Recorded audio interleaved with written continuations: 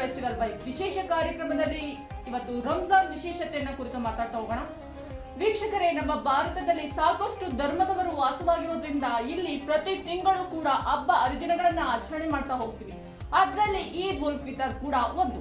ವೀಕ್ಷಕರೇ, ನೀವು ರಂಜಾನ್ ಅನ್ನ ಒಂದು ಹಬ್ಬ ಅಂತ ತಿಳ್ಕೊಂಡಿರ್ತೀರಾ, ಆದ್ರೆ ರಂಜಾನ್ ಅನ್ನೋದು ಒಂದು ಮಾಸ ಅಂತ ನಿಮ್ಗೆ ಗೊತ್ತಾ? ಇದರ ಬಗ್ಗೆ ಸಾಕಷ್ಟು ಮಾಹಿತಿಯನ್ನು ತಿಳಿಸ್ಕೊಳ್ಳೋದಕ್ಕೆ ನಮ್ಮ ಜೊತೆ ವಿಶೇಷ ಅತಿಥಿಯಾಗಿ ಆಶಿಕ್ ಕೊಡಗು ಅವರಿದ್ದಾರೆ. ಬನ್ನಿ ಅವರನ್ನ ಕಾರ್ಯಕ್ರಮಕ್ಕೆ ಸ್ವಾಗತಿಸೋಣ. ಆಶಿಕ್, ನ್ಯಾಷನಲ್ ಫೆಸ್ಟಿವಲ್ ವೈಬ್ ಕಾರ್ಯಕ್ರಮಕ್ಕೆ ನಿಮಗೆ ಸ್ವಾಗತ. ನಮಸ್ತೆ. ಆಶಿಕ್, ಈಗ ರಂಜಾನ್ ಅನ್ನುವಂಥದ್ದು ಕೇವಲ ಒಂದು ಹಬ್ಬವಲ್ಲ, ಅದು ಒಂದು ಮಾಸ ಅನ್ನುವಂಥದ್ದು. ಈ ಒಂದು ರಂಜಾನ್ ಮಾಸದಲ್ಲಿ ಏನೆಲ್ಲ ಹಬ್ಬವನ್ನ ಆಚರಣೆ, ಅಂದ್ರೆ ಮಾಸದಲ್ಲಿ ಯಾವೆಲ್ಲ ಆಚರಣೆಗಳನ್ನ ಮಾಡಲಾಗುತ್ತೆ, ಏನು ಇದರ ಒಂದು ಇತಿಹಾಸ? ಓಕೆ ವಿನಿತಾ, ಇನಿಷಿಯಲಿ ಹೇಳ್ಬೇಕಂದ್ರೆ ಮೊಹಮ್ಮದ್ ಸಲ್ಲಲ್ಲಾಹು ಅಲೈಹಿ ವಸಲ್ಲಂ ರವರು ವಿಶ್ವಕ್ಕೆ ಪರಿಚಯಿಸಿದ್ರು. ಈ ರಂಜಾನ್ ತಿಂಗಳನ್ನ ಪಾಪಕ್ಷಮತೆಯ ತಿಂಗಳು ಅಂತ ಕೂಡ ಕರಿತೀವಿ. ಏನಕ್ಕೆ ಸರ್ ಪಾಪಕ್ಷಮತೆಯ ತಿಂಗಳು ಅಂತ ಏನು ಕರೀತಾರೆ? ಪಾಪಕ್ಷಮತೆಯ ತಿಂಗಳು ಅಂತಂದ್ರೆ ವಿನಿತಾ, ನಾವು ದೈಹಿಕವಾಗಿ ಹಾಗೂ ಮಾನಸಿಕವಾಗಿ ಈ ಇರುವ ಒಟ್ಟು 11 ತಿಂಗಳು, ಈ ರಂಜಾನ್ ತಿಂಗಳು ಒಂದು ಬಿಟ್ಟರೆ ಈ 11 ತಿಂಗಳು ನಮ್ಮ ಡೈಲಿ ರೋಟೀನ್ ಏನಿರುತ್ತೆ ಅದರಲ್ಲಿ ಹಲವಾರು ತಪ್ಪುಗಳು, ಗೊತ್ತಿದ್ದೋ ಗೊತ್ತಿಲ್ಲದೇನೋ ಹಲವಾರು ತಪ್ಪುಗಳು ನಡಿಬೋದು. ಈ ತಪ್ಪುಗಳು ದೈಹಿಕವಾಗಿಯೂ ಮಾನಸಿಕವಾಗಿಯೂ. ಇನ್ನೊಂದು ದೈಹಿಕವಾಗಿ ಅಂತ ಬಂದಾಗ ಆರೋಗ್ಯದ ವಿಚಾರ. ಆರೋಗ್ಯದಲ್ಲಿ ಟೆಕ್ನಿಕಲಿ ನೋಡಿದಾಗ ಆರೋಗ್ಯ ಸುಧಾರಿಸ್ಕೊಳ್ಳೋದಕ್ಕೆ ಒಂದು ಡಿಟಾಕ್ಸಿಫಿಕೇಶನ್ ಪ್ರೋಗ್ರಾಮ್ ಆಗೋದಕ್ಕೆ ಉಪವಾಸ ಒಂದು ಬಹಳ ಮುಖ್ಯವಾದ ಪಾತ್ರವನ್ನು ವಹಿಸುತ್ತೆ. ಸೊ ಇದರಲ್ಲಿ ಈ ರಂಜಾನ್ ಅನ್ನೋ ಪದದಲ್ಲಿ ನಾನು ನಿಮ್ಗೆ ಹೇಳಿದಾಗೆ ಶುದ್ಧೀಕರಣ ಇದರಲ್ಲಿ ಬಂತು. ಆ ರೀತಿಯಲ್ಲಿ ದೇಹದ ಶುದ್ಧೀಕರಣವಾಗುತ್ತೆ. ಖಂಡಿತ. ಇನ್ನು ಮನಸ್ಸಿನ ಶುದ್ಧೀಕರಣಕ್ಕೆ ಬರೋದು ಯಾವ ರೀತಿ? ಮನಸ್ಸಿನ ಶುದ್ಧೀಕರಣ ಅಂತ ಬಂದ್ರೆ ಈ ರಂಜಾನ್ ತಿಂಗಳಲ್ಲಿ ಧ್ಯಾನ, ಕುರಾನ್ ಪಠನೆ, ಹಾಗೆ ದಿಕ್ಕರ್ನಂತಹ ಸ್ವಲಾತ್, ಹಲವಾರು ಧಾರ್ಮಿಕ ಕಾರ್ಯಕ್ರಮಗಳಲ್ಲಿ ನಮ್ಮನ್ನು ನಾವು ತೊಡಗಿಸ್ಕೊಳ್ತಾ ಇದ್ದೀವಿ. ಇದರಲ್ಲಿ ಮುಖ್ಯ ಪಾತ್ರ ರಂಜಾನ್ನಲ್ಲಿ ಬಹಳ ಮಹತ್ವವಾದ ಪಾತ್ರ ಅಂತಂದ್ರೆ ದಾನ ಮತ್ತು ಧರ್ಮ ಹಾಗೂ ನಮಾಜ್ ನಿರ್ವಹಣೆ ಸಮಯಕ್ಕೆ ಸರಿಯಾಗಿ. ಇತ್ತೀಚಿನ ಕಾಲಘಟ್ಟದಲ್ಲಿ ನಾವಿರುವಂಥ ಬ್ಯುಸಿ ಶೆಡ್ಯೂಲ್ನಲ್ಲಿ ನಮಗೆ ಕರೆಕ್ಟಾಗಿ ಇವಾಗ ನಮಾಜ್ ನಿರ್ವಹಿಸುವಂಥ ಪರಿಸ್ಥಿತಿಯಲ್ಲಿ ನಾವಿಲ್ಲ. ತುಂಬ ಜನಕ್ಕೆ ಸಮಯ ಮಾಡ್ಕೊಳ್ಳೋರು ಮಾಡ್ತಾ ಇದ್ದಾರೆ. ತುಂಬ ಜನ ನೀವು ನೋಡ್ತಾ ಹೋದರೆ ಮೆಜಾರಿಟಿ ಆಫ್ ಪೀಪಲ್ ಇದಿವಾಗ ನಮಗೆ ನಮಾಜ್ ನಿರ್ವಹಣೆಯಲ್ಲಿ ತುಂಬ ದೂರವಾಗೇ ಉಳಿದಿದ್ದಾರೆ. ಈ ನಮಾಜ್ ನಿರ್ವಹಣೆಗೆ ಈ ಒಂದು ತಿಂಗಳಿಗೆ ಬಹಳ ಮಹತ್ವವನ್ನು ನೀಡಲಾಗಿದೆ. ಈ ರಂಜಾನ್ ಪ್ರಾರಂಭವಾಗಲು ಮುಖ್ಯವಾದ ಒಂದು ಗುರುತು ಅಂತ ಅಂದರೆ ಚಂದ್ರ ದರ್ಶನ. ಈ ಚಂದ್ರ ದರ್ಶನ ರಂಜಾನ್ ಪ್ರಾರಂಭದಲ್ಲೂ ಹಾಗೂ ರಂಜಾನ್ನ ಕೊನೆಯ ದಿನದಲ್ಲೂ ಈ ಚಂದ್ರ ದರ್ಶನವಾಗದೆ ಪ್ರಾರಂಭವಾಗೂ ಮುಕ್ತಾಯ ಸಾಧ್ಯ ಇಲ್ಲ. ಖಂಡಿತ. ಚಂದ್ರನನ್ನ ದರ್ಶನ ಮಾಡಿಕೊಂಡು ಉಪವಾಸವನ್ನ ಆರಂಭ ಮಾಡ್ತೀರಾ? ಮತ್ತೆ ಈದ್ ಉಲ್ ಫಿತರ್ ದಿನ ನೀವು ಉಪವಾಸವನ್ನ ಅಂತ್ಯ ಮಾಡಿ ಹಬ್ಬವನ್ನ ಆಚರಣೆ ಮಾಡ್ತೀರಾ? ಅಂದ್ರೆ ಚಂದ್ರನ ಉದಯದ ನಂತರದಲ್ಲಿ ಹಬ್ಬವನ್ನ ಆಚರಣೆ ಮಾಡ್ತೀರಾ? ಹೌದು. ಓಕೆ. ತುಂಬಾ ಜನ ಊಟನೂ ಮಾಡ್ಕೊಳ್ತಾರೆ, ಅವರಿಗೆ ಅವಶ್ಯಕತೆಗೆ ಅನುಗುಣವಾಗಿ ಅವರು ಮಾಡ್ಕೊಳ್ಳುವಂಥದ್ದು. ಇಂತಷ್ಟೇ ತಿನ್ಬೇಕು ಅಂತ ಏನು ರೂಲ್ಸ್ ಇಲ್ಲ, ಏನು ರೆಸ್ಟ್ರಿಕ್ಷನ್ಸ್ ಇಲ್ಲ. ಅದರಲ್ಲಿ ಏನು ರೆಸ್ಟ್ರಿಕ್ಷನ್ಸ್ ನಿಮಗೆ ಬರೋದಿಲ್ಲ. ಸೂರ್ಯೋದಯಕ್ಕೆ ಮುಂಚೆ ಅಜಾನ್ ಬರುತ್ತೆ. ಅಜಾನ್ ಆಗೋಕ್ಕಿಂತ ಮುಂಚೆ ನೀವು ನಿಮ್ಮ ಪ್ರಕ್ರಿಯೆ ಏನಿದೆ, ಈ ಸೆಹರಿ ಪ್ರಕ್ರಿಯೆ ಏನಿದೆ ಅದು ಮುಗಿಸ್ಕೋಬೇಕಾಗುತ್ತೆ. ತದನಂತರ ಸೂರ್ಯಾಸ್ತಮದ ಸಮಯದಲ್ಲಿ, ಸೊ ಇಫ್ತಾರ್ ಸಮಯದಲ್ಲಿ ಹಲವಾರು ಆಹಾರಗಳನ್ನ ನಾವು ಅದನ್ನು ಲಘುವಾಗಿ ಸೇವನೆ ಮಾಡಬೇಕು. ಒಂದು ಲೆಕ್ಕದಲ್ಲಿ ಇವಾಗ ಸ್ವಲ್ಪ ಫ್ಯಾನ್ಸಿ ಟೈಪ್ಸ್ ಆಗಿ ಸಮೋಸಗಳು, ಹಲವಾರು ಬಗೆಯ ವಿಧವಾದ ತಿಂಡಿ ತಿನಿಸುಗಳನ್ನೆಲ್ಲ ಇವಾಗ ಉಪಯೋಗ ಮಾಡ್ತಾ ಇದ್ದಾರೆ. ಇಫ್ತಾರ್ ಕೂಟ ಅಂತಾನೆ ಖಂಡಿತ ಎಲ್ಲ ಕಡೆಯಲ್ಲೂ ಅದು ಇಫ್ತಾರ್ ಕೂಟ ಅನ್ನೋದೊಂದು ಸ್ನೇಹ ಸಮ್ಮಿಲನ ಅಂತ ಆಗ್ಬಿಟ್ಟಿದೆ. ಸ್ನೇಹ ಸಮ್ಮಿಲನ ಅಂತ ನಾವು ಇತ್ತೀಚೆಗೆ ಏನು ಮಾಡ್ತಾ ಇದ್ದೀವಿ, ಇಫ್ತಾರ್ ಕೂಟ ಅನ್ನೋದು ಅದೇ ರೀತಿಯ ಒಂದು ಪ್ರಕ್ರಿಯೆ ಆಗಿದೆ ಇವಾಗ. ಉಪವಾಸ ಪ್ರಕ್ರಿಯೆಯನ್ನ ಏನೆಲ್ಲ ಕ್ರಮಗಳನ್ನು ಅನುಸರಿಸ್ತಾ ಹೋಗ್ತೀರಾ? ಉಪವಾಸ ಪ್ರಕ್ರಿಯೆ ಅಂತಂದಾಗ ಉಪವಾಸ ಅಂತ ಇದ್ರೆ ಇದರಲ್ಲಿ ಮುಖ್ಯ ಭಾಗ ಉಪವಾಸ ಇಡೋದು ಮಾತ್ರ ಅಲ್ಲ. ಉಪವಾಸ ಇಟ್ಟಾಗ ಅದಕ್ಕೆ ಬೇಕಾದ ಥರ ನಮಾಜ್ ನಿರ್ವಹಣೆ, 5 ವಕ್ತ್ ಅಂತ ಹೇಳ್ತೀವಿ, 5 ಸಮಯದ ನಮಾಜ್, 5 ಟೈಮ್ ನಮಾಜ್ ಮಾಡಬೇಕಾಗುತ್ತೆ. ಓಕೆ. ದಿಕ್ಕರ್ನಂತ ಮತ್ತು ದಾನ ಧರ್ಮ. ಈ ಉಪವಾಸದ ತಿಂಗಳಿನಲ್ಲಿ ಮುಖ್ಯವಾದದ್ದು ದಾನ ಧರ್ಮ. ಈ ದಾನ ಧರ್ಮದ ಪ್ರಕ್ರಿಯೆಯಲ್ಲಿ ನಮಗೆ ಇಂತಿಷ್ಟು ಆಸ್ತಿ ಅಂತ ಇರುತ್ತೆ, ನಮ್ಮ ಪಾಲು ಇಂತಿಷ್ಟು ಆಸ್ತಿಯಲ್ಲಿ ಒಂದು ಭಾಗ ಬಡವರಿಗೆ ಸಲ್ಲುತ್ತದೆ. ಆ ಉಪವಾಸದಲ್ಲಿ ಅದೊಂದು ಮುಖ್ಯವಾದ ಭಾಗ. ನೀವು ಉಪವಾಸ ಇಟ್ಕೊಂಡು ನೀವಿನ್ ದಾನ ಧರ್ಮ ಮಾಡಲ್ಲ, ನಮಾಜ್ ಮಾಡಲ್ಲ ಅಂತಂದರೆ ಉಪವಾಸ ಇಟ್ಕೊಂಡು ಯಾವುದೇ ರೀತಿಯ ಪ್ರಯೋಜನ ಇಲ್ಲ, ಆಗೋದಿಲ್ಲ. ಸರ್, ಇನ್ನ ನೀವು ಜಗತ್ ಬಗ್ಗೆ ಹೇಳ್ತಾ ಹೋದ್ರಿ, ದಾನವನ್ನ ಮಾಡುವಂಥದ್ದು ಅಂತ. ಯಾವ ರೀತಿಯಲ್ಲಿ ದಾನವನ್ನ ಮಾಡ್ತೀರಿ ಸರ್? ದಾನ ಅಂತ ಬಂದಾಗ ನೋಡಿ, ಕೆಲವೊಬ್ಬರಿಗೆ ಕೆಲವೊಂದು ಅವಶ್ಯಕತೆಗಳಿರ್ತವೆ. ಕೆಲವೊಬ್ಬರಿಗೆ ತಿನ್ನೋದಕ್ಕೂ ಕೂಡ ಒಂದು ಒಪ್ಪತ್ತಿನ ಊಟಕ್ಕೂ ಕೂಡ ಕಷ್ಟಪಡುವಂಥ ಪರಿಸ್ಥಿತಿಯಲ್ಲಿ ಕೆಲವೊಬ್ರು ಇರ್ತಾರೆ. ಅಂಥವ್ರಿಗೆ ನಾವು ಸಹಾಯ ಮಾಡೋದು. ದೈಹಿಕವಾಗಿ ನಮ್ಗೆ ಯಾವ ರೀತಿಯೆಲ್ಲ ಸಹಾಯ ಮಾಡೋಕ್ಕಾಗುತ್ತೆ, ಯಾರಾದರೂ ಇವಾಗ ರಸ್ತೆಯಲ್ಲಿ ನಡೆದು ಹೋಗ್ತಾ ಇರ್ತಾರೆ, ಅವ್ರಿಗೆ ಏನಾದರೂ ಸಹಾಯ ಮಾಡುವಂಥದ್ದು, ಇಂಥದ್ದೇ ಒಂದು ಸಹಾಯ ಮಾಡಬೇಕು ಅಂತ ಏನು ಪರ್ಟಿಕ್ಯುಲರ್ ಆಗಿ ಏನೂ ಇಲ್ಲ. ಬಟ್ ದಾನ ಧರ್ಮ ಸಹಾಯ, ಪರರಿಗೆ ಸಹಾಯ ಮಾಡೋದು.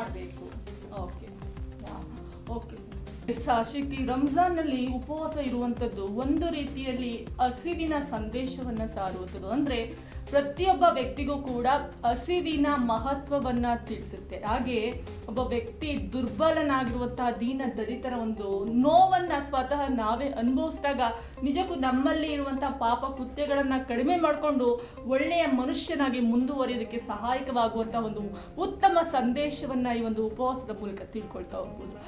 ಇನ್ನ ಆಶಿಕ್, ಈಗ ಈ ಒಂದು ರಂಜಾನ್ ಮಾಸದಲ್ಲಿ ಲೈಲತುಲ್ ಕದರ್ ಅನ್ನುವಂಥ ಒಂದು ಶ್ರೇಷ್ಠ ರಾತ್ರಿಯನ್ನ ನಾವು ನೋಡ್ತಾ ಹೋಗ್ತೀವಿ. ಏನು ಇದರ ಮಹತ್ವ? ಹೌದು, ಲೈಲತುಲ್ ಕದರ್ ಅಂದರೆ ಶ್ರೇಷ್ಠ ರಾತ್ರಿ ಅಂತ ಕರಿತೀವಿ.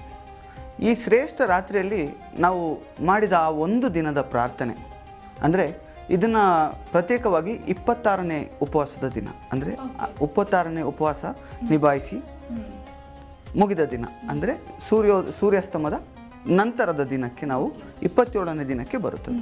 ಅಂಥ ದಿನದಲ್ಲಿ ನಾವು ಲೈಲತುಲ್ ಕದರನ್ನು ಆಚರಣೆ ಮಾಡ್ತೀವಿ.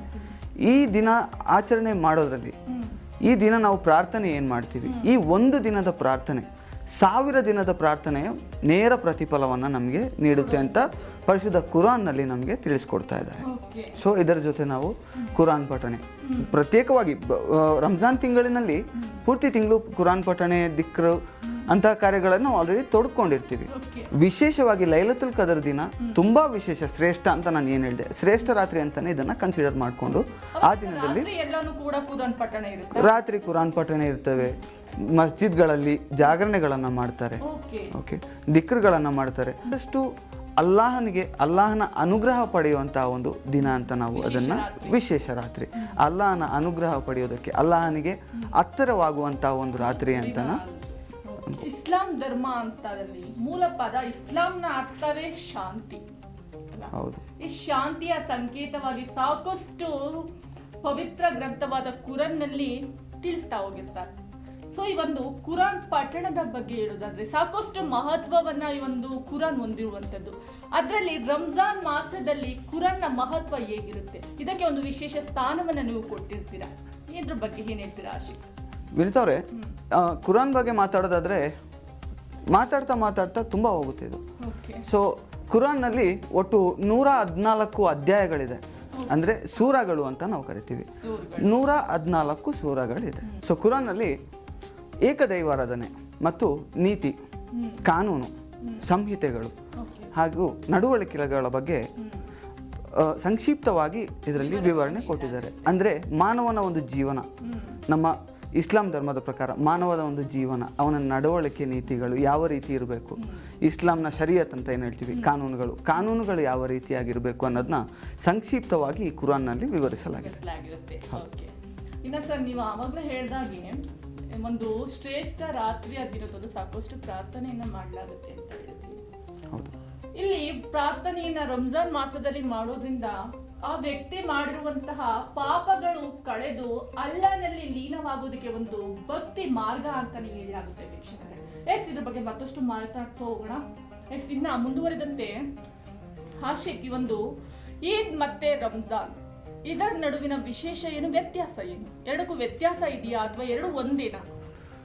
ಈ ರಂಜಾನ್ ಅಂತ ಬಂದಾಗ ಈ ರಂಜಾನ್ನಲ್ಲಿ ನಾವು ಉಪವಾಸ ವ್ರತಗಳನ್ನು ಈ ಪೂರ್ತಿ ತಿಂಗಳಿನಲ್ಲಿ, ಈ ರಂಜಾನ್ ಅನ್ನೋದು ಒಂದು ತಿಂಗಳು, ಓಕೆ, ಇಸ್ಲಾಮಿಕ್ ಹಿಜರಿ ಕ್ಯಾಲೆಂಡರ್ ಅಂತ ಹೇಳ್ತೀವಿ.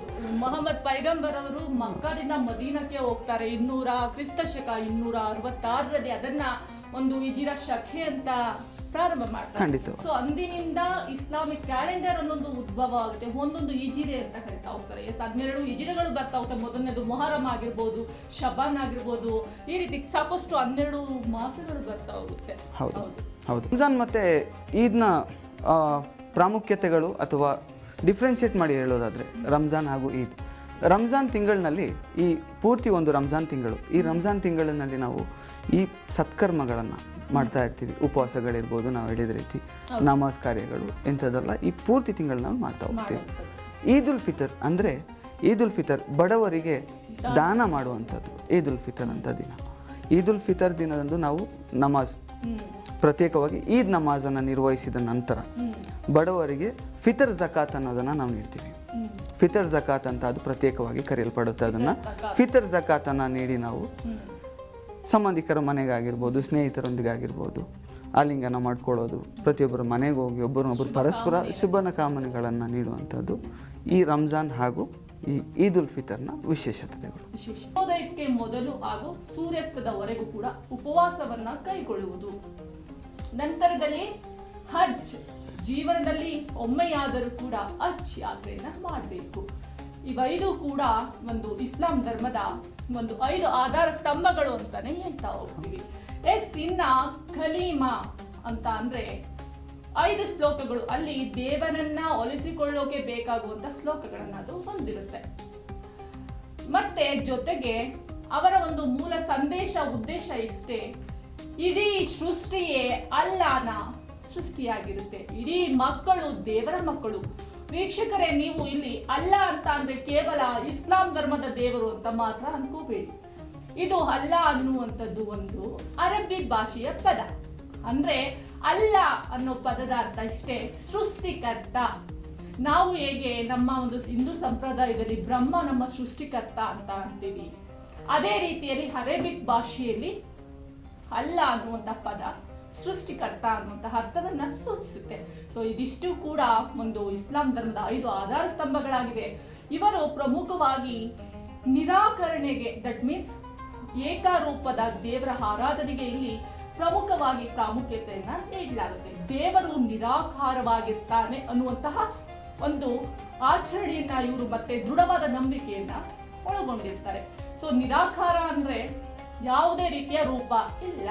ಈಗ ನಾವು ಹಿಂದೂ ಧರ್ಮದ ಪ್ರಕಾರ ಸರಸ್ವತಿ, ಗಣೇಶ, ಶಿವ ಹೀಗೆ ಸಾಕಷ್ಟು ದೇವರುಗಳನ್ನ ಪೂಜೆ ಮಾಡ್ತಾ ಹೋಗ್ತೀವಿ. ಆದ್ರೆ ಇವರು, ನೀವು ಒಮ್ಮೆ ಮಸೀದಿಗೆ ಭೇಟಿ ಮಾಡಿದ್ರೆ ಗೊತ್ತಾಗುತ್ತೆ, ಅಲ್ಲಿ ಯಾವುದೇ ರೀತಿಯ ಫೋಟೋಗಳಾಗ್ಲಿ ಅಥವಾ ಯಾವುದೇ ರೀತಿಯ ಸಂಕೇತಗಳು ಇರೋದಿಲ್ಲ. ಕೇವಲ ಖಾಲಿ ಗೋಡೆ ಇರುತ್ತೆ, ಅಲ್ಲಿ ಅದರ ಮುಂದೆ ನಿಂತು ಪ್ರಾರ್ಥನೆಯನ್ನ ಮಾಡಲಾಗುತ್ತೆ. ಹಾಗೆ ನೋಡ್ತಾ ಹೋದ್ರೆ ವೀಕ್ಷಕರೇ, ಇಲ್ಲಿ ಹೇಗೆ ಅಂತ ಅಂದ್ರೆ, ಇದು ಕತೆ ಪುರಾಣಗಳ ಪ್ರಕಾರ ನೋಡೋದಾದ್ರೆ, ಪ್ರಾರಂಭದಲ್ಲಿ ನಮ್ಮ ಭೂಮಿ ಹೇಗೆ ಉದ್ಭವವಾಯಿತು, ಆಗ ಪ್ರಪಂಚದಲ್ಲಿ 2 ವ್ಯಕ್ತಿಗಳು ಉದ್ಭವವಾಗ್ತಾರೆ. ಅವರು ಯಾರು ಅಲ್ಲ, ಮೊದಲನೇದಾಗಿ ಆದಮ್ ಮತ್ತು ಹವ. ಇವರಿಬ್ಬರು ಕೂಡ ಭೂಮಿಯಲ್ಲಿ ಸೃಷ್ಟಿಯಾದಂತ ಮೊದಲ ಪ್ರವಾದಿಗಳು. ಪ್ರವಾದಿ ಅಂತ ಅಂದ್ರೆ ದೇವರ ಸಾರಥಿ ಅನ್ನುವಂತ ಅರ್ಥ. ವೀಕ್ಷಕರೇ, ನೀವು ಮಹಮ್ಮದ್ ಪೈಗಂಬರ್ ಇಸ್ಲಾಂ ಧರ್ಮದ ಮೊದಲ ಪ್ರವಾದಿ ಅನ್ಕೊಂಡಿರ್ತೀರ, ಆದ್ರೆ ಇದು ಖಂಡಿತವಾಗಿಯೂ ತಪ್ಪು.